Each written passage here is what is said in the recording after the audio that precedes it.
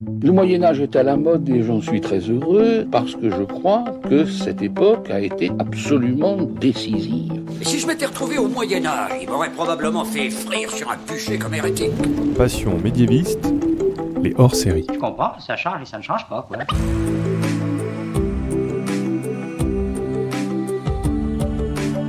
Bonjour à toutes et à tous, bienvenue dans le podcast Passion médiéviste. Dans ce podcast, je vous propose de découvrir le Moyen-Âge sous plein d'angles différents, de prendre du recul sur des idées reçues ou ce qui nous reste de l'école, avec des historiens et des historiennes du XXIe siècle. Et dans les hors-séries, en général, je vous propose de faire des focus sur des points particuliers. Par exemple, on a déjà parlé du Moyen-Âge au Maroc, des séries qui ont pour cadre le Moyen-Âge, de Tolkien ou encore du traité de Troyes de 1420. Et oui.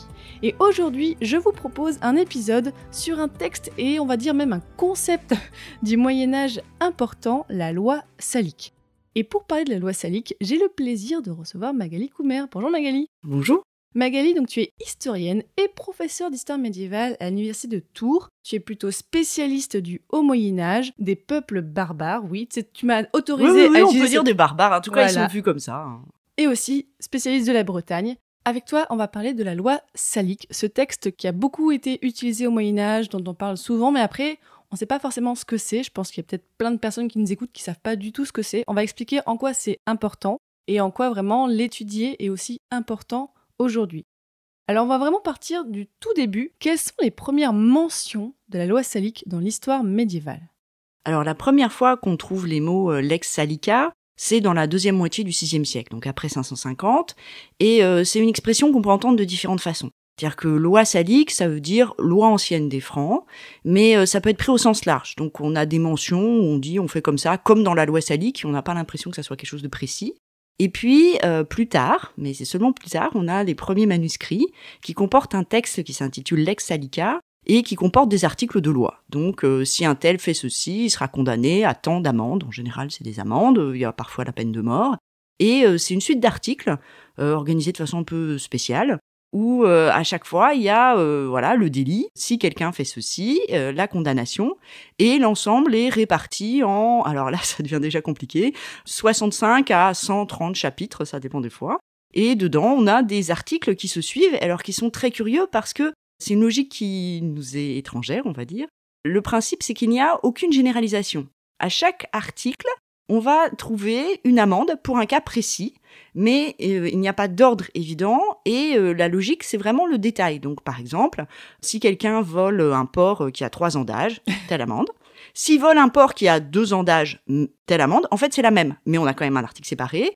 Si quelqu'un vole un porcelet, là, ça va être moins cher. Et puis, on va distinguer un article si le porcelet est encore sa mère ou pas. Et puis, des articles aussi qui prennent en compte la façon dont le porc a été volé. S'il a été volé dans une percherie fermée à clé ou pas, c'est pas le même prix. En fait, quand on dit que l'administration française est compliquée, elle a rien inventé, en fait. Déjà, à cette époque-là, c'était tout très compliqué et précis. Oui, alors sauf que nous, on est plutôt avec des principes.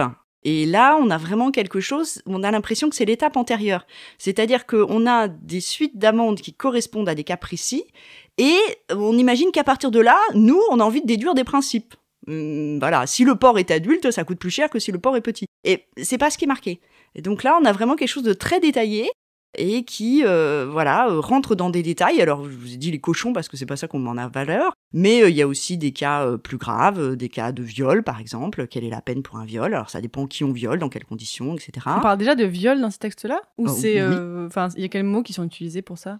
On va passer en latin, je ne sais pas si je sais. En fait, on dit si la personne est assaillie, mais on comprend bien que c'est sexuellement et on voit bien ensuite après les détails. Donc c'est déjà pris en compte à cette époque-là, en fait. Ah oui, tout à fait, mais alors tout dépend de qui il s'agit et qui est celui qui commet la faute, en fait. Dans la loi salique, on a 3 statuts légaux différents. Il y a les hommes libres, les francs, il y a les esclaves. Et c'est ça qui a rendu la loi salique aussi célèbre. Il y a les Romains qui sont considérés comme inférieurs aux Francs, mais en même temps des hommes libres aussi, donc qui sont dans un statut particulier. Donc on voit, ça a été mis en place, la loi salique, au VIe siècle. Comment est-ce qu'elle est utilisée au cours des siècles au Moyen-Âge ? Il y a un Allemand qui a écrit un ouvrage, donc c'est Karl Hubel, qui s'appelle Ginstimmtugen, ça veut dire couche de signification. Parce qu'en fait, il y a vraiment des usages différents. Alors, si on prend le contenu du texte, vraiment, ça concerne une communauté rurale. On pense de petite taille parce que les gens ont l'air de pouvoir se connaître éventuellement. Après, quand c'est utilisé au 7e, 8e siècle, en fait, c'est utilisé dans le cadre de la justice, qui est plutôt la justice royale. Mais on se demande bien comment ils peuvent appliquer ça. Notamment parce qu'il y a une équivalence pour les amendes. Les amendes, elles sont données en sous et en deniers. Et un sou vaut 40 deniers. Or, ça correspond à aucun système monétaire. Donc, voilà. Donc là, vraiment, on se demande ce qu'ils peuvent en faire. Après l'an 1000, on s'en préoccupe plus du tout, la loi salique. Elle n'est plus copiée, elle n'est plus considérée comme intéressante. Et c'est au XIVe siècle, mais dans des circonstances qui n'ont rien à voir, qu'on redécouvre ce vieux truc. Et c'est vraiment vieux, c'est-à-dire que c'est vraiment archaïque. Il y a des éléments qui sont incompréhensibles, notamment il y a des mots en dialecte germanique dont personne véritablement ne comprend ce qu'ils veulent dire. Et c'est utilisé dans un contexte bien précis, la guerre de 100 ans. Il s'agit de montrer que le roi de France actuel est légitime par opposition aux prétentions du roi d'Angleterre. Mais alors attends, comment la loi salique peut servir dans ce cadre-là ? Parce que tu nous disais que c'est plutôt un texte très précis sur des cas. Alors là, comment ils ont pu l'utiliser comme ça ? Alors, en fait, ça marche pas, mais ils font semblant. Et ils le font bien, parce que comme c'est un texte vraiment très ancien, on peut jouer sur l'ambiguïté des termes. Notamment, il y a un passage tout à fait précis sur les modes d'héritage d'une terre particulière qui est appelée la terre salique, donc en latin terra salica. Et cette terre salique, elle fait l'objet d'une loi d'héritage particulière qui place les filles en deuxième partie. C'est-à-dire qu'on nous explique que pour cette terra salica, on va faire de façon tout à fait différente. C'est-à-dire qu'il faut que la filiation aboutisse systématiquement à un homme. Mais c'est terra salica dans le terme. Et très probablement, c'est une partie des patrimoines, puisqu'on sait que les filles héritaient d'une partie des terres. On se demande si ça serait lié éventuellement à une obligation militaire, ce qui expliquerait qu'il faut qu'il y ait un homme qui soit lié à cette terre. Mais c'est une disposition donc sur les centaines comprises dans la loi salique. Et terra salica, c'est tout à fait clair. Si on prend la signification avant l'an 1000, ça n'a jamais concerné le royaume. En revanche, au XIVe siècle, on dit tiens, terra salica, on ne sait pas ce que ça veut dire. On va dire c'est le royaume. Et pendant très longtemps, on a des versions du texte qui circulent qui sont des versions transformées. Et donc, en transformant le texte, on fait semblant de croire que ça s'applique au roi de France. En réalité, ça n'a aucun rapport. Alors, il se trouve que lors des premiers rois francs, donc si on se place du 6e au 8e siècle, c'est ceux qu'on appelle les Mérovingiens ont un mode d'héritage qui est tout à fait particulier, puisque le royaume est partagé entre les fils du roi à la mort du roi. Dans ce système, tous les fils ont les mêmes droits. Il n'y a pas de valorisation particulière pour l'aîné. Et c'est une époque où les rois ont plusieurs épouses. Donc, ils ont éventuellement des mères différentes. Et effectivement, dans ce cas très particulier des Mérovingiens, l'origine de la mère n'a aucune importance. Ce qui est important, c'est d'être le fils du roi. Du coup, les filles ont des mariages qui ne comptent pas, en fait, les filles des rois. Et effectivement, les enfants des filles ne sont pas pris en compte dans cette succession. Mais c'est la particularité des Mérovingiens. Alors moi, c'est une époque qui me passionne, mais ce qui est tout à fait fascinant, c'est qu'il y a un exercice du pouvoir et aucune justification écrite. C'est pragmatique. Ils font comme ça, et nous, on constate et on cherche des fondements juridiques. Par exemple, quand on se partage le royaume, quand on est 4 frères, comme les fils de Clovis, comment est-ce qu'on partage ? Qui a plus gros ? Et en fait, on constate qu'ils partagent. En gros, il y a un rapport de force. Celui qui est le plus puissant s'impose aux autres et prend plus. Évidemment, il y a des disputes, ça dégénère dans d'épouvantables guerres civiles. Alors, vous l'avez vu dans le bataille royale, c'est toujours tout à fait sympathique de voir comment est-ce qu'on se tue entre frères à chaque génération. Dans le format Super Joute Royale, on en a parlé effectivement que ça débouche tout le temps sur des problèmes pas possibles. Ouais, alors en fait, si on réfléchit de façon générale, c'est une autre façon d'organiser la compétition. Ce qui compte pour avoir un bon roi, finalement, c'est quelqu'un d'efficace dans ce rôle-là. Finalement, le système des Mérovingiens, c'est une compétition féroce. Mais cette compétition, déjà, dans le royaume, elle est assez restreinte. Finalement, c'est uniquement les fils de rois qui peuvent être dans la compétition. Donc, ça fait moins d'une dizaine de personnes. Ça distingue tout à fait le royaume des Francs de ce qui se passe dans les autres royaumes. Par exemple, dans le royaume des Goths, la compétition est ouverte à tous les membres des grandes familles. Donc là, on a des guerres civiles qui sont encore plus épouvantables parce qu'elles investissent tout le monde. Là, on a finalement des leaders, ça va être à chaque fois des fils de rois, et ils sont moins d'une dizaine. Effectivement, il y a une compétition, et à la fin de la compétition, c'est le plus efficace qui gagne, donc celui qui a supprimé tous ses frères. Oui, c'est général, le dernier vivant, quoi. Le dernier vivant, genre Clotaire Ier, qui, les 3 dernières années de son règne, de 558 à 561, est tout seul. Mais sinon, il y a aussi celui qui négocie le mieux, c'est-à-dire celui qui réussit à établir avec son frère un statu quo tout à fait confortable. Et donc, finalement, si on réfléchit en termes de sélection d'un souverain, c'est peut-être pas si mal. Et à mon avis, c'est au moins aussi intéressant que l'idée de prendre systématiquement le fils aîné. Ça, c'est les Capétiens qui mettent ça en place à partir de 987, ce qui est une façon d'éviter les guerres civiles. Si on n'en prend qu'un seul, si on détermine depuis le départ, ça va éviter ces affrontements à sa succession. Le problème, c'est que l'aîné n'est pas forcément le plus intéressant, mais ce que les Capétiens réussissent à faire, c'est ça qu'on a appelé le miracle capétien, c'est qu'en fait, ils ont un fils aîné qui est adulte pendant des siècles au moment de la mort du roi. Ouais, ils ont réussi, par plus ou moins hasard, à assurer cette succession quand même. Totalement. Ça fait longtemps qu'on a travaillé, pas seulement en histoire médiévale, sur ce qu'on appelle l'invention de la tradition. C'est-à-dire qu'une tradition, ça s'invente, il suffit de quelques générations. Et en l'occurrence, les Capétiens ont eu énormément de chance, puisque, alors c'est pas que de la chance, hein, ils le faisaient aussi en se mariant jeunes, en répudiant leurs épouses, ils n'arrivaient pas à avoir de fils, etc. Mais n'empêche qu'ils ont réussi pendant plusieurs siècles à avoir systématiquement un fils aîné adulte, désigné depuis plusieurs années comme le successeur du roi. Ce qui laisse à ce fils le temps d'établir des réseaux, des systèmes de pouvoir, ce qui fait que la transition se passe mieux. Donc avec une stabilité du pouvoir au fur et à mesure des successions. Voilà, et ça se renforce en fait à chaque succession. Et ça marche très bien jusqu'au XIVe siècle. Et là, catastrophe, alors c'est avec Louis X le Hutin, quand il meurt, sa femme est enceinte, mais c'est pas un adulte évidemment, et en plus le bébé meurt très vite, et sinon il a une fille. Et c'est évident que cette fille, dans la logique de l'époque, elle a des droits, et des droits notables, parce que si on prend pour exemple ce qui se passait dans les grands fiefs à côté, les filles héritent et transmettent. L'exemple connu, c'est Mao d'Artois, mais par exemple. Donc, elle-même ne pouvait probablement pas être reine, parce que ça n'avait pas eu lieu jusque-là, mais elle aurait pu transmettre le pouvoir et notamment utiliser son mari. Le problème de la petite Jeanne II de Navarre, à l'époque, c'est qu'elle n'a pas été fiancée. Elle est trop jeune. Et donc, à ce moment-là, elle n'a personne pour défendre ses droits. Dès qu'elle a un mari, celui-ci obtient du roi de France en place, le royaume de Navarre, mais fondamentalement, en fait, un dédommagement, parce que cette petite fille avait des droits qui paraissaient évidents dans la société. Maintenant, de l'autre côté, toujours version pragmatique, il y a un frère qui est puissant et qui a décidé que ça allait être lui le roi de France, et il s'impose. Et à l'époque, il n'y a aucun traité sur le sujet, tout simplement parce qu'il n'y a jamais eu de traité de succession. Il y a des pratiques. Pratiques mérovingiennes, on partage. Pratiques carolingiennes, ils ont essayé de donner à un seul fils, ça n'a pas marché, donc finalement on partage aussi. Pratiques capétiennes, on choisit le fils aîné, on le garde. Et en fait, là, il se trouve face à un problème inédit. Le roi de France réussit son système. Autre problème de Philippe V cette fois, c'est que lui non plus n'a pas de fils. Et là, il est coincé. Et du coup, il est obligé de passer à son cousin, parce que sinon, c'est sa propre légitimité qui est perdue. Mais là, on est dans un système qui est purement un système pragmatique. C'est-à-dire que l'intérêt d'avoir un adulte, c'est que c'est quelqu'un qui peut établir des liens personnels. C'est très important au Moyen-Âge. Il y a les liens institutionnels. Théoriquement, le fils va récupérer la place du père. Mais il y a aussi des liens de personnes, des liens d'homme à homme. Et ces liens-là, eh bien, ils sont noués avec des adultes. Et c'est le problème qu'a le jeune roi d'Angleterre.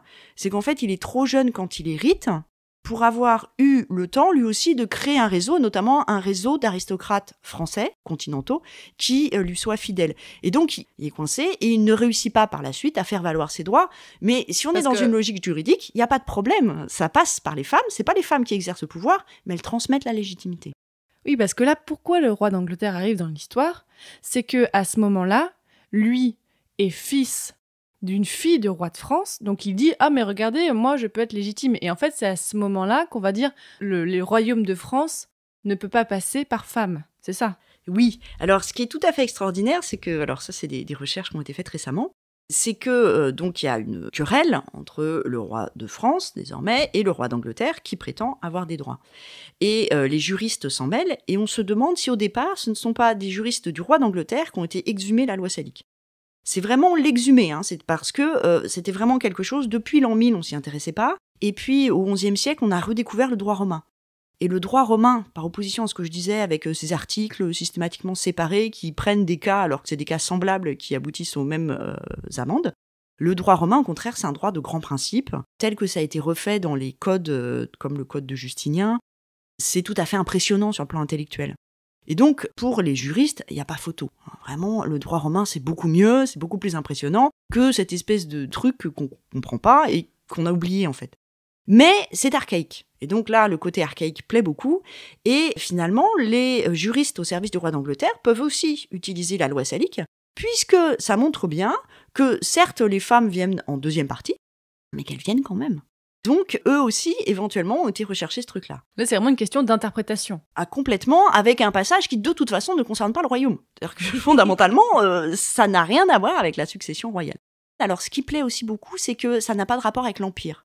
Parce qu'il y a un problème au Moyen-Âge, c'est que l'Empire, théoriquement, il est repris dans le Saint-Empire romain germanique. Oui, voilà, c'est un peu en gros l'Allemagne aujourd'hui pour dire... C'est ça. Et donc, on n'a pas du tout envie que ces rois de Germanie, en fait, puissent intégrer la querelle de succession entre le roi de France et le roi d'Angleterre. Il y a déjà assez de bazar comme ça pour que l'empereur du Saint-Empire romain germanique vienne s'en mêler, quoi. Voilà. Et puis, ça mentionne pas le pape. Or, le pape, lui aussi, est censé être en lien avec l'empereur. Et donc, là, ça arrange tout le monde. Donc finalement, les juristes peuvent se retrouver de part et d'autre de la Manche sur cette question-là. On pourrait utiliser la loi salique, mais en fait, il s'agit de justifier ce qui a été fait. Finalement, ça se résout par les armes. Fondamentalement, après, c'est la guerre de 100 ans. Il se trouve qu'à la fin, c'est le roi de France qui a gagné, mais... Oui, que c'était plus compliqué que ça, quoi. Voilà, donc il y a des arguments. C'est des gens qui commencent à avoir dans l'idée que finalement, le droit des armes, c'est pas suffisant. Mais il y a toujours quand même cette vieille idée qui est une idée romaine, que si on a la victoire sur le champ de bataille, c'est qu'on avait des meilleurs droits. Donc fondamentalement, la légitimité, elle se conquiert par les armes. Si on est vainqueur, on a gagné. Et on a tout gagné, et donc on n'écoute plus les droits des vaincus. Je suis pas sûre que ça soit très différent de nos jours. Sur le conflit, en fait, comme tu dis, finalement, ça n'a pas eu tant d'influence que ça, la loi salique, puisqu'il y a eu le conflit par les armes qui a réglé les choses. Mais la loi salique avait quand même une grosse influence sur le Moyen-Âge à ce moment-là. Ça restait quelque chose de tout à fait périphérique, même si on regarde le nombre de copies qui sont faites à ce moment-là, il y en a finalement assez peu. Donc on ne s'intéresse pas au texte en lui-même. Ce qui intéresse, c'est ce qu'on peut en déduire. Donc en fait, on a des traités, alors notamment des traités en français, parce qu'il s'agit de toucher un peu l'aristocratie, des traités en français, on va dire, comme c'est dans la loi salique, éventuellement aussi un bout d'article, mais ça suffit en fait. On n'a pas tellement besoin d'aller davantage dans le détail. On sait très bien dans le fond que dans le détail, ça ne marche pas. Maintenant, ça joue un rôle important en France parce que du coup, on associe l'Antiquité des rois de France avec cette continuité qui est créée. Évidemment, il n'y a pas de passage strictement linéaire, logique et pacifique des Mérovingiens aux Carolingiens, aux Capétiens et par la suite aux Valois. C'est une vue d'esprit, en fait, cette continuité. Et on le voit dans Super Joute Royale, on voit bien que parfois, ça a été vraiment des petits coups arrangés pour garantir cette continuité qui a été créée. Oui, c'est-à-dire qu'en fait, on représente les choses, mais fondamentalement, ces gens-là ont été en compétition, et à la fin, il y en a qui ont gagné, c'est-à-dire que les Carolingiens ont réussi à se débarrasser des Mérovingiens, dans des circonstances que j'aimerais pouvoir éclaircir, mais on ne sait pas très bien comment, c'est-à-dire qu'il y a un dernier héritier qui est fait roi, puis qui est mis au monastère. Oui.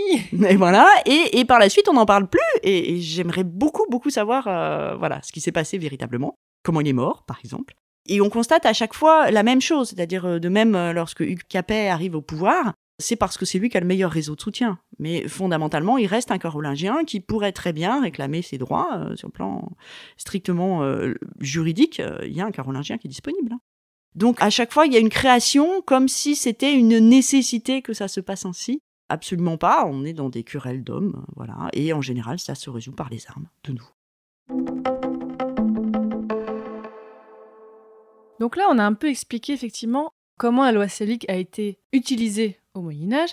Arrivons un petit peu jusqu'à nos jours. Est-ce que tu peux nous raconter, Magali, déjà, par qui la loi salique a été étudiée avant toi ? La loi salique, elle a fait l'objet de passions, véritablement, depuis l'époque qu'on appelle moderne, c'est-à-dire le XVIe siècle. Mais vraiment, deux passions très différentes entre le côté français et le côté, alors je veux dire germanophone, parce qu'il n'y a pas d'Allemagne à l'époque. Donc côté français, ce qui intéresse, c'est la loi salique comme loi de succession du royaume. Donc on a une première édition en 1548, qui est une édition qui reprend la version la plus diffusée de la loi salique, c'est la version qu'on appelle K, qui est la version qui apparaît dans 76 manuscrits. C'est celle où on trouve la mention de Terra Salica, dont j'ai parlé, et c'est une mention dont on sait qu'elle a été réécrite sous Charlemagne. Là, c'est la version, je dirais, la plus claire, la plus compréhensible. C'est celle-là qui intéresse en France. Du côté germanophone, on rêve de créer un État allemand. Pour créer une Allemagne, il faut prouver qu'il y a déjà une nation allemande. Et pour ça, on est passionné par ce qu'on appelle les antiquités germaniques. Donc, on fait le lien entre toute personne qui parle allemand, ou quelque chose qui y ressemble, et les Germains tels qu'ils ont été décrits par Tacite vers 100 après Jésus-Christ. avec un montage de l'esprit alors qui structure toute l'histoire culturelle de l'Europe, mais qui est un montage complet. C'est-à-dire qu'il n'y a aucune raison particulière de penser que les Germains décrits par Tacite en Germanie ont des accointances particulières avec les habitants d'Allemagne actuelle. Certes, c'est à peu près les mêmes lieux, on est au-delà du Rhin, mais il y a aussi la Suisse, il y a aussi la Belgique et il y a aussi la France. C'est comme dire que les Francs sont les ancêtres des Français, non, pas tout à fait, quoi. Pas tout à fait, c'est aussi les ancêtres des Allemands. Charlemagne, il était à Aix-la-Chapelle. Aix-la-Chapelle, aujourd'hui, c'est en Allemagne, c'est Aachen. Donc on est vraiment au milieu, on est entre les deux, et les lignes de fracture sont des lignes politiques qui ont été créées après, à la suite de conflits divers. Et donc, en Allemagne, vraiment, ce qui va passionner, c'est l'idée que ce sont des antiquités germaniques. On cherche au contraire le côté le plus obscur, le plus germanique, le plus incompréhensible possible. Et donc, on s'intéresse aux autres versions de la loi salique, qui sont les versions dites anciennes, donc les versions A et C principalement, qui sont présents que dans 7 manuscrits, ça fait pas beaucoup, autour desquels, on cherche absolument à reconstituer une logique. Il y a eu vraiment l'essai de donner le texte de référence de cette loi salique de la version la plus ancienne. Et ça a donné lieu à des entreprises scientifiques extrêmement importantes en Allemagne autour de 1900. Il y a une entreprise très importante qui est lancée par ce qu'on appelle les Monumenta Germaniae Historica. Alors aujourd'hui, voilà. Alors aujourd'hui, n'hésitez pas à aller voir en ligne ce que ça donne. C'est dmgh.de. C'est en fait des éditions de sources qui sont aujourd'hui en ligne et c'est un travail scientifique qui pour l'époque est absolument remarquable. C'est les meilleurs du monde, vraiment ce qu'ils font est tout à fait convaincant. Et eux, ils se lancent dans l'édition de la loi salique. C'est-à-dire que l'édition, pour les personnes qui ne savent pas ce que c'est une édition, c'est que on prend le manuscrit, parchemin, compagnie, et on va le retranscrire, quoi. Ils vont dire, oui. On va faire une version qui peut être ensuite lue dans un livre par n'importe qui, sans avoir à déchiffrer, attends, là, c'est un D ou c'est un B, quoi. C'est ça. L'idée, c'est de parvenir à une version. En fait, le problème des manuscrits, c'est pas un problème, mais c'est que à chaque fois qu'on copie un manuscrit, il y a des légères différences. Forcément, on n'est pas des machines, et donc il y a à chaque fois des légères variations. Et ces variations, elles peuvent aboutir à des vrais questionnements. Le travail philologique, c'est le travail qui est mené vraiment au XIXe siècle, c'est l'idée de comparer ces différents manuscrits et de reconstituer un texte qui serait semblable à l'original. Et donc ensuite, ça devient le texte de référence. C'est pour ça que je parlais du site internet, parce qu'en fait, aujourd'hui, si vous cherchez la loi salique, si vous êtes capable de lire le latin, c'est là que vous allez prendre l'édition de référence et vous allez tomber sur un texte édité au Monumenta. C'est en fait quelque chose qui aurait dû aboutir pendant la Première Guerre mondiale, donc en plus dans un contexte nationaliste très pesant, avec dans l'idée, il faut que les Allemands sortent la version de la loi salique contre ce que les Français ont sous la main, qui est quelque chose de tout à fait abattardi. Et donc, il y a l'idée d'aller chercher les antiquités germaniques, vraiment le texte qui reprend les traditions des Germains depuis des temps millénaires. Et puis, c'est un échec complet. C'est-à-dire qu'en 1916, ça aboutit à une querelle scientifique tout à fait exacerbée. Il faut imaginer les médiévistes allemands en train de s'entretuer pour ça. En 1916. Ah ouais. Mais c'est vraiment traumatique. C'est-à-dire qu'il y a vraiment une génération qui va être marquée par cet échec. J'étais dans les archives, j'ai même retrouvé traces d'enquêtes du ministère de l'Intérieur allemand. À l'époque, vraiment, ils se demandent s'il n'y a pas un espion français qui est derrière. Attends, tu veux dire que... Attends, mais juste... C'est l'équivalent de l'affaire Dreyfus. Bon, j'exagère. Mais c'est quand même très important. On parle d'une édition d'un texte médiéval et ça en vient au point que on pense que c'est les Français qui sont venus mettre le bazar chez les Allemands parce qu'ils n'arrivent pas à se mettre d'accord. Ah oui. Oui, on est vraiment dans une logique alors paranoïaque, mais c'est vraiment l'idée que ça devait être le triomphe de la science allemande. On avait mis toute une équipe sur le sujet, dirigée par Mario Kramer, énormément d'argent. Et ça faisait 20 ans qu'ils travaillaient. Donc, ils devaient y arriver. Et là, en fait, ils proposent une première version. Et ça provoque un émoi, des querelles épouvantables. Effectivement, ce qu'ils proposent n'est pas convaincant. Alors après, moi, ce que je vais défendre derrière, c'est que c'est impossible de proposer quelque chose de convaincant. Ah. Voilà. Mais n'empêche qu'à la fin, il y a vraiment un débat scientifique haineux. À la fin, on décide de détruire les premières pages d'édition. Il faut imaginer que le premier volume était sorti, ils l'ont fait pilonner. Donc ils l'ont fait pilonner parce que vraiment c'était honteux et surtout il fallait que les Allemands arrivent à traiter ça entre eux pour que surtout pas les savants français puissent venir rire d'eux. Et donc il y a vraiment l'idée que la science allemande a été humiliée en fait dans cette opération-là. Bon, ensuite, la Première Guerre mondiale a lieu. Dans les années 20, le climat est toujours de plus en plus épouvantable. Donc c'est des périodes très difficiles pour l'Allemagne qui est humiliée, là pour le coup de façon générale, économiquement et militairement, oui. Il y a évidemment énormément de morts, mais finalement, les morts, il y en a à peu près autant en France. Mais là, en plus, il y a l'humiliation de la défaite. Et donc, dans les années 20, ça reste quelque chose de très douloureux, cette histoire autour de la loi salique. Mais personne ne fait le travail. Et puis, dans les années 30, vous le savez, Hitler arrive au pouvoir, le 30 janvier 1933, arrive une nouvelle génération. Et là, en 1935, on a un savant nazi qui s'appelle Karl August Eckart, qui sort une version de la loi salique. Alors attends, on s'arrête 2 secondes sur ce monsieur. Il est nazi, il n'y a pas d'ambiguïté. Il est nazi, il n'y a aucun doute là-dessus. En fait, on trouve trace de lui dès les premiers congrès du NSDAP en 1929 et 1931. C'est quoi le NSDAP ? Et le NSDAP, c'est le parti nazi. D'accord. Nationalsozialistische Deutsche Arbeitspartei. Ah ouais. Il croit à la supériorité de la race aryenne, il croit à Adolf Hitler comme étant celui qui doit amener la revanche de l'Allemagne, qui doit amener le salut du peuple allemand. Donc il n'est pas juste sympathisant, il est non, clairement... il est clairement nazi et voilà, il est à fond. Il est à fond et il est même, alors au départ, il est membre des SA, les sections d'assaut, ensuite il passe à la SS. Et notamment, il est très proche de Heinrich Himmler. Heinrich Himmler, c'est le Reichsführer SS, donc c'est vraiment l'idéologue du nazisme. En fait, c'est un fils de pasteur, et il fait des sermons d'idéologie nazie. Donc il explique comment il faut faire pour être un bon nazi, il expose méthodiquement comment il faut nier toute humanité pour anéantir les juifs, anéantir tous les ennemis de la race allemande, etc. C'est épouvantable. À côté de lui, il y a Karl August Eckart qui, en fait, commence une carrière fulgurante. Alors, dans l'université allemande, lorsqu'elle n'est pas nazifiée, et par la suite, c'est quelqu'un qui est très puissant, notamment en 1935. Et donc là, il sort une version de la loi salique, qui est une version, alors sur le plan scientifique, ça tient absolument pas. Par contre, sur le plan idéologique, c'est parfait, c'est-à-dire qu'on a la loi salique comme étant l'expression vraiment des traditions archaïques germaniques, et on a un texte qui est présenté comme étant le texte des traditions germaniques les plus anciennes. Donc là, vraiment, son édition est empreinte de toutes ces idées nazies. Oui, alors c'est même pas une édition, il donne un texte et il dit, voilà, j'ai pris ce qu'il y avait de mieux dans les meilleurs manuscrits, point. Oui. En 1935, ça pose quasiment pas de débat, c'est-à-dire qu'évidemment, tous les nazis se réjouissent. Les autres, en Allemagne, ne disent rien, parce que de toute façon, ils n'ont plus le choix. Et puis, à l'étranger, on dit c'est ridicule. Et puis, c'est tout. Oui. Et puis, on s'arrête là. Sauf qu'en fait, alors cet individu, Karl August Eckart, a par la suite une carrière compliquée. Il rate son ascension dans le système nazi. Alors bon, je vous renvoie aux travaux de Johann Chapoutot, moi j'ai beaucoup lu, j'ai bien aimé. C'est un système tout à fait normal dans le système nazi, c'est-à-dire qu'il y a des oppositions entre différents paladins du Reich, on appelle ça. C'est-à-dire qu'il y a des barons qui sont en compétition complète. De temps en temps, il y a Hitler qui tranche, mais Hitler ne peut pas trancher sur tout. Donc en fait, ils sont en concurrence complète les uns avec les autres. Et finalement, Karl August Eckart échoue en 1935 et il est un peu mis sur la touche. Ça n'empêche pas d'être quand même dans l'entourage de Himmler en 1945, quand les Américains emprisonnent Heinrich Himmler. Mais du coup, il est relativement dans l'obscurité et ça explique qu'après la guerre, il est jugé dans les campagnes de dénazification, mais il passe à travers les mailles du filet. Ah ouais. Alors, il se trouve que c'est les Britanniques qui l'ont jugé, et ils ont fait ça dans les premiers. Et dans les premiers jugements, on s'intéressait surtout à la position officielle des individus. Or, lui, il a perdu cette position officielle en 1935. Tu veux dire, vu qu'il avait raté son ascension, il n'avait pas de titre. Voilà. Il était en fait très puissant dans l'ombre, mais absolument pas sur le devant de la scène. Il se présente comme un médiéviste, alors il insiste sur le fait qu'il était nazi, il y croyait, voilà, il ne nie pas du tout la chose. Mais il insiste sur le fait qu'il n'a pas eu de grandes responsabilités, etc. Genre non, j'étais juste un universitaire, j'ai pas fait grand-chose, donc ok. Voilà, moi je m'intéressais aux choses anciennes, etc. Il a fait des écrits absolument géniaux sur l'immortalité chez les Germains anciens. Quoi ? En fait, Himmler était persuadé que les hommes des races supérieures pouvaient se réincarner.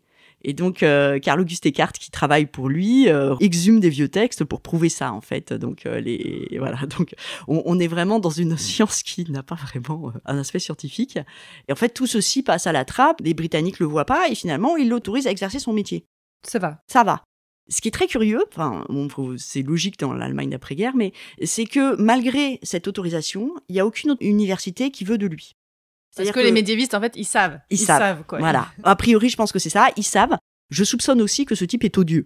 C'est-à-dire que dans les gens de l'époque, il y a des gens qui laissent des traces sympathiques, etc. Et lui, a priori, vraiment, il se fait détester tout le monde. Et il y a aussi ça. C'est-à-dire que personne n'a envie de lui rendre un service, personne n'a envie de prendre des risques pour un individu qui est aussi sulfureux. Sachant que les universités allemandes n'ont pas vraiment été dénazifiées. C'est-à-dire que tous ceux qui étaient là en place avant le régime sont restés. Et il y avait beaucoup de gens qui avaient des collaborations, on va dire, à cacher. Et donc, pendant une vingtaine d'années, le système universitaire allemand continue à fonctionner avec les mêmes personnes. Et il faut vraiment attendre les années 60-70 pour qu'on commence à sortir des dossiers qui font mal. Et notamment tout ce qui était l'entreprise culturelle de l'ASS, c'est ce qu'on a appelé Das Ahnenerbe. C'était vraiment une entreprise pour créer vraiment une histoire culturelle nazie. Donc c'est à ce moment-là que ça ressort, mais Carl-Auguste Eckardt, lui, en fait, personne n'en veut. Donc il est vraiment complètement pestiféré. Et c'est à ce moment-là qu'il a une idée, il récupère sa vieille édition de la loi salique en se disant « mais avec ça, je vais pouvoir faire quelque chose ». Et donc il se remet au travail. Il profite de ce moment-là pour récupérer le travail qui a été fait par un autre savant qui s'appelle Wilhelm Levisson, mais qui était juif.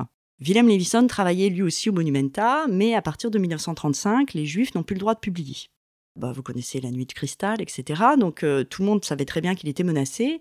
Et il a eu la chance de pouvoir partir en 1939 à l'université de Durham. C'est au nord de l'Angleterre. En fait, les Anglais l'ont appelé parce qu'ils sentaient très bien que la position était tout à fait menacée. Wilhelm Levisson est donc parti en exil, mais il a continué à travailler. Il a continué à travailler pour les Monumenta. Et en fait, il voulait revenir dans le système universitaire allemand. Il venait de l'université de Bonn. Il avait prévu de rentrer. Et notamment, ça fait partie des personnes qui avaient prévu de travailler sur la loi salique. Mais en 1947, il est mort d'une attaque cardiaque.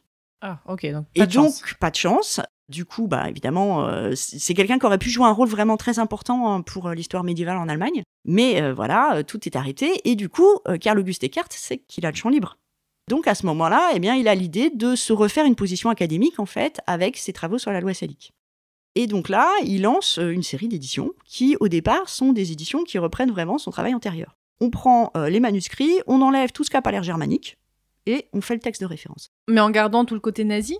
Ou même il nettoie un peu ça Alors ça dépend. Au départ, il y a une dédicace à Heinrich Himmler, ça c'était avant 1945, donc ça il enlève. Mais en 1947, il reprend la même édition et il commence par faire la liste de tous ses camarades qui sont morts au combat. Pas très subtil. On peut jouer sur la défaite militaire, donc effectivement, il y a effectivement toute une génération de gens qui sont morts, bien sûr. Mais voilà, il n'y a jamais un mot sur une erreur, sur etc. Ça, c'est quelque chose. Il ne revient pas sur ces erreurs. Il ne revient jamais. Et en fait, moi, j'ai même étudié son fonds d'archives. Donc, ce sont des archives qu'il a triées lui-même ou son fils, on ne sait pas bien. Et dans son fonds d'archives, j'ai retrouvé bien précieusement conservé, photocopié, l'article qu'il avait donné en 1935 pour le journal interne de l'ASS, où il expliquait que, comme le disait Tacite, les homosexuels doivent être condamnés à mort. Ah ouais, voilà. Il avait gardé ça. Donc ça, comme étant très fier, en fait, toutes ces publications pour Himmler, il les met toujours dans sa bibliographie. Donc voilà, c'est vraiment quelqu'un pour qui il y a une continuité de sa carrière, mais il est victime, en tout cas c'est comme ça qu'il se présente, de la jalousie des autres universitaires allemands. Alors, pour certains, il n'a pas forcément tort, c'est-à-dire qu'il y en a qui ont été vraiment compromis avec le régime, et il peut légitimement comparer sa situation et considérer que pour lui c'est injuste. C'est-à-dire pourquoi les autres ils sont restés dans le système alors que lui il se retrouve avec rien. Au départ, ça commence comme ça. Et puis par la suite, il fait vraiment le travail. Donc en 1953, il sort vraiment une édition de la loi salique où il a comparé plusieurs manuscrits, il s'est donné le mal et il essaye de justifier. Et donc il développe toute une argumentation pour expliquer pourquoi tel passage faut pas le retenir, pourquoi tel passage faut l'enlever. Cette argumentation, elle est en allemand. Elle est dans une publication qui est une publication en 1953 à compte d'auteur. C'est une justification dont moi j'ai essayé de montrer qu'elle tenait pas la route. Mais en tout cas, il essaye de la faire. Au départ, c'est une publication où il met bien un mot en expliquant, voilà, j'ai fait ce que j'ai pu. Et en 1953, il faut constater qu'effectivement, la situation est très difficile. Il y a plein de manuscrits qui ne sont pas accessibles, notamment parce que les nazis, à la fin de la guerre, ont choisi de mettre à l'abri les archives. Les documents anciens, alors en tant que médiéviste, on en est très content. Du coup, ça a pris plusieurs dizaines d'années pour que, progressivement, ces fonds soient ramenés à la lumière et qu'on puisse vraiment les consulter. Donc il y a effectivement des difficultés. Il y a des difficultés liées à l'après-guerre. Effectivement, un chercheur allemand ne peut pas se déplacer n'importe où. Et puis, il y a le fait que fondamentalement, ça ne l'intéresse pas. Ça, c'est autre chose que j'ai découvert après. Et puis, par la suite, en fait, c'est une édition de la loi salique qui fait tout à fait illusion. C'est-à-dire que, fondamentalement, il y a quelques voix scientifiques qui s'élèvent pour dire c'est nul. Ils ont raison, à mon avis. Mais ça passe complètement à la trappe. Et finalement, c'est cette édition qui est à peine reprise et qui apparaît dans les Monumenta en 1962-1969. Donc elle devient une référence, quoi. Donc aujourd'hui, c'est l'édition de référence. En 2005, voilà, j'avais besoin de travailler sur la loi salique, c'est ça que j'ai été voir. Parce que ça fait bien illusion, c'est les Monumenta, donc c'est une référence. C'est les années 60, donc on se dit, voilà, quand même. Et bon, on sait bien que l'auteur était nazi, mais après tout, un nazi, c'est aussi lire un manuscrit. Oui. Voilà. Et puis, quand on commence à se dire, mais ça colle pas, là, je comprends pas. Pourquoi est-ce que le texte, il est coupé là, alors que dans le manuscrit, ça continue ? Toi, tu étudies les manuscrits, donc tu te rendais bien compte qu'avec cette version, il manquait des choses. Du coup, j'ai fait le travail. C'est-à-dire que j'ai commencé à regarder et à me dire, ça colle pas. Et puis là, j'ai vraiment beaucoup de chance. Alors, faut bien dire qu'on travaille plus comme on travaillait il y a 50 ans. C'est-à-dire qu'aujourd'hui, les manuscrits, on peut les voir en ligne pour la majorité d'entre eux. C'est-à-dire qu'ils ont été numérisés, ils sont accessibles, on peut les comparer et ça change vraiment complètement notre façon de travailler. Ça ne veut pas dire qu'aller voir un manuscrit est inutile. Il y a toujours un moment où en fait le voir en direct permet de comprendre beaucoup d'autres choses qu'on ne voit pas quand on feuillette un document numérique.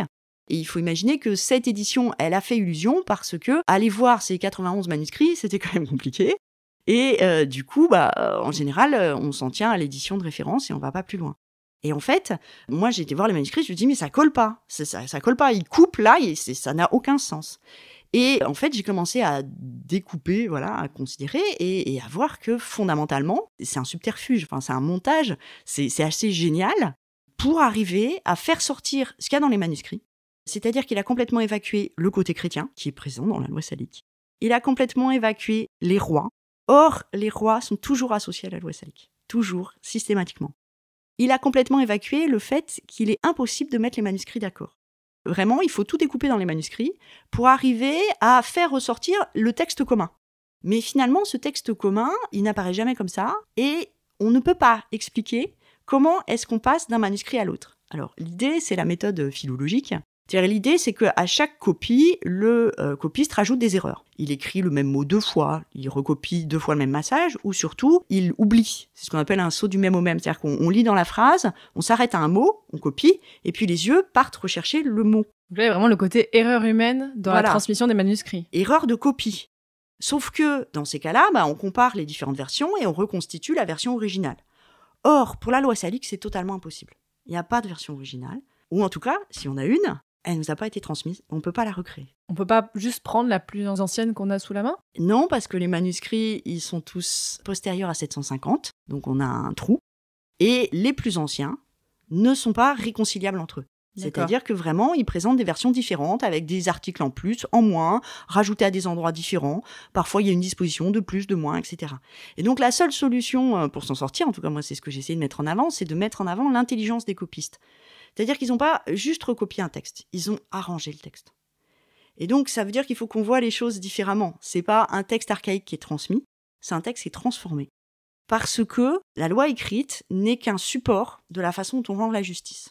Et ce support, il peut être amélioré. Et donc, pendant longtemps, alors ça va jusqu'à 800, je pense que les copistes ont sans cesse changé le texte.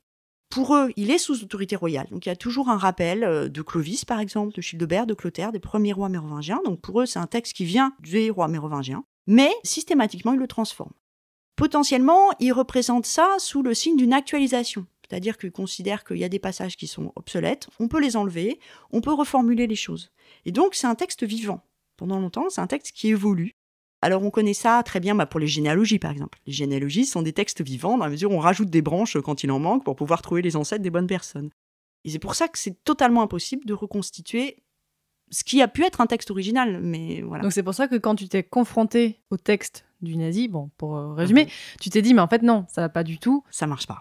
Mais ce texte n'était pas questionné du tout, même encore au moment où tu es tombé dessus ? Non, en fait, il y a toujours le rappel que Karl-Auguste Eckhart, c'est un nazi, ça plaît à personne. C'est pas oublié ça, c'était pas mis de côté. Non, ça c'est pas oublié, mais il y a l'idée que de toute façon, on peut pas faire mieux que ce qu'il a fait parce que c'est très compliqué.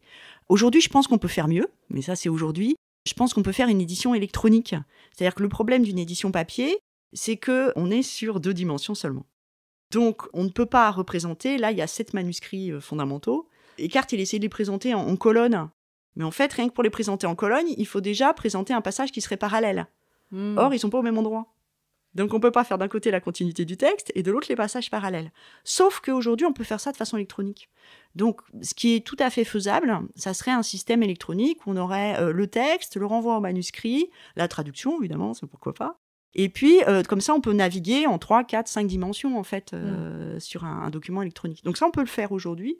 La technique, moi, je ne maîtrise pas, mais sur le plan scientifique, c'est très simple, puisqu'en fait, ça consisterait tout simplement à reproduire les manuscrits tels qu'ils existent. Voilà.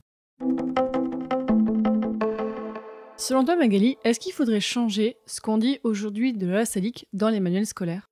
Vraiment, il faudrait tout changer, mais ça va être compliqué. Alors déjà, je pense qu'il faut vraiment une traduction française. Alors moi, je l'ai proposé, j'ai fait, j'espère pouvoir la sortir en livre. L'idée, c'est que y a des tas de gens qui en parlent, mais comme actuellement en français, on n'a qu'une référence, alors c'est un texte qui a été traduit en 1823, c'est ça qu'on trouve aujourd'hui sur Internet. Mais non. Il y a que ça, mais il n'y en a pas de plus récente. Hein. C'est une traduction qui est présentée en dehors de tout contexte, enfin voilà, tel qu'on faisait le contexte en 1823. Donc pour moi, il y a vraiment un enjeu de sortir le texte, parce que je pense que fondamentalement, une fois qu'on ouvre le texte et qu'on voit que l'article 1, il est sur la convocation au tribunal et les peines pour celui qui ne vient pas au tribunal. C'est bien, ça fait chic. Mais l'article 2, c'est sur le vol de cochon. Et il y a 27 dispositions au moins sur le vol de cochon. Et donc, voilà, d'emblée, on voit bien que ça n'est pas quelque chose qui est en rapport avec la succession du trône de France. C'est tout de suite. Et ça, il faut donner les outils. Donc, il faut la sortir en français, la rendre accessible. Si j'arrive pas à faire un livre, je ferai un site internet. Enfin, voilà. Mais il y a vraiment quelque chose qui est juste là à diffuser au plus large. Après, ça va être compliqué parce que ce sont des lois qui sont utilisées à peu près jusqu'à l'an 1000, pas au-delà, et qui sont utilisées d'une manière qui nous échappe en partie. C'est-à-dire qu'on ne trouve pas de jugement avec « tiens, c'est comme ça qu'on fait dans la loi salique ». Alors, ce que je pense, moi, c'est que ce sont des lois qui sont utilisées comme système de référence dans la négociation du verdict. Alors, je m'explique. Voilà, il y a un problème. Voilà, on imagine une communauté, il y a quelqu'un qui a volé un cochon. Bon, qui se fait prendre. Dans ces cas-là, on va passer devant le juge. Le juge va arriver éventuellement avec son livre de la loi salique. Il y a un certain nombre de cas où je peux montrer que c'est l'équivalent de livres de poche, qui sont vraiment faits pour être apportés au tribunal. Dedans, il tombe sur un texte archaïque dont personne quasiment ne comprend rien. Donc, c'est un latin qui échappe en partie à la compréhension. Il y a des mots en dialecte germanique, personne ne comprend ce que ça veut dire. Et il y a une amende, qui est un certain nombre de sous. Ça, les sous d'or, ça continue à être utilisé. Par contre, un sou égale 40 deniers, ça ne correspond à aucune monnaie. Et donc, de toute façon, il va y avoir une négociation. Il va y avoir une négociation pour transformer ce texte en quelque chose d'applicable. Et donc, pour moi, c'est juste une base de négociation. Derrière, la pratique part de là et utilise en fait ce texte comme une justification. C'est comme ça qu'on a toujours fait. Mais il n'y a pas de système de loi tel qu'on l'imagine, nous, alors depuis le Code Napoléon, depuis 1801, c'est-à-dire un système de référence clair. Il y a plusieurs lois en même temps. Il y a la loi salique, il y a la loi ripuaire, il y a la loi des Alamans. Elles sont toutes valables. Il y a aussi la loi romaine. Et la loi romaine, elle est aussi copiée, elle est aussi utilisée. Donc, on va piocher ce dont on a besoin. Il n'y a pas de justice de référence, en fait. Il n'y a pas de document écrit contraignant. Et je pense que c'est ça qui fait que la loi salique continue à être copiée, justement parce qu'elle est archaïque. Et du coup, ça laisse une vraie marge de manœuvre au juge pour tenir compte, eh bien, par exemple, de la personnalité du voleur. Si on imagine un vol de cochon, on ne va pas condamner de la même façon la personne la plus importante du village ou le vagabond qui traînait par là. Et donc, il y a une adaptation, en fait, pragmatique de la loi. Et ça va être très compliqué, à mon avis, d'expliquer ça. C'est-à-dire qu'il y a différents textes de référence et ils ne sont qu'un support, en fait, à la pratique de la justice. Donc là, en fait, il faudrait, dans les manuels, expliquer que la loi salique n'était pas une référence, mais était juste, voilà, quelque chose sorti du chapeau pour dire, bon non, regardez, on va exclure les femmes. Mais là, dans ce cas-là précis du XIVe siècle, où on dit, oui, la loi salique était une référence, en fait, non, pas du tout. Non. C'était juste, voilà, on a pris ça comme ça. Alors, c'est compliqué parce que d'un autre côté, elle est toujours présentée comme liée à l'autorité royale. Donc, c'est pas non plus quelque chose de complètement adjacent. La loi salique, elle représente un texte archaïque qu'on va utiliser, mais c'est un support simplement pour la justice. Et elle est liée à l'autorité royale, mais certainement pas pour les questions de succession. Là, il y a rien à voir.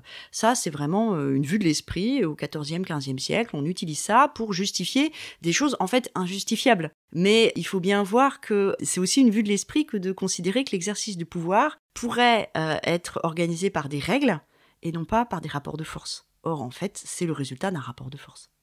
Je pense qu'on va finir là-dessus, Magali. Il y aurait énormément de choses à dire encore, mais je pense que c'était vraiment important pour moi de faire cet épisode sur cette thématique. Donc merci beaucoup Magali Coumer, c'était vraiment passionnant. On peut te retrouver... Alors, il y a un livre qui sort bientôt où tu as rédigé certains chapitres sur le Haut Moyen-Âge, donc c'est la nouvelle histoire du Moyen-Âge dirigée par Florian Mazel, c'est ça ? Voilà, donc ça, son idée c'était de changer la perspective sur le Moyen-Âge, et donc en fait il a fait appel à plein de spécialistes, voilà. Donc moi je suis sur la partie Haut Moyen-Âge. Et puis, je voulais te remercier, Fanny, parce que voilà, c'était un plaisir. C'est vrai que moi, j'aime bien parler de mon travail. Et c'est vrai que c'est toujours compliqué de trouver un espace où à la fois on va toucher des gens non spécialistes et puis où en même temps on puisse prendre le temps d'expliquer les choses, parce que bon, faut reconnaître, voilà, c'est pas tout simple et en 2 minutes c'est compliqué. Oh bah voilà, alors là on a pris du temps, donc merci beaucoup. Eh bien écoutez, auditeurs et auditrices, je vous mettrai pas mal de choses dont on a parlé sur le site passionmédiéviste.fr. Pour chaque épisode, je fais toujours un petit article où je résume, on mettra des lectures si vous voulez aller encore plus loin. Je mettrai justement les écrits qu'a fait Magali Coumer sur la loi salique.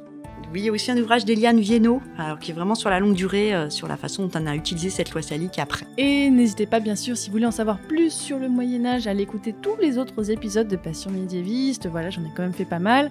On a fait plusieurs fois référence au format Super Joute Royal, le format où on classe les rois de France siècle par siècle en toute mauvaise foi, mais avec des vrais arguments historiographiques.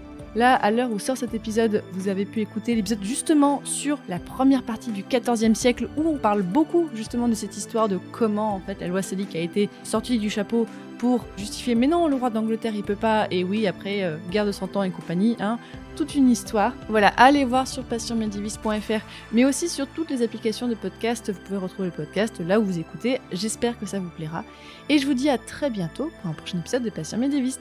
Salut! Paf.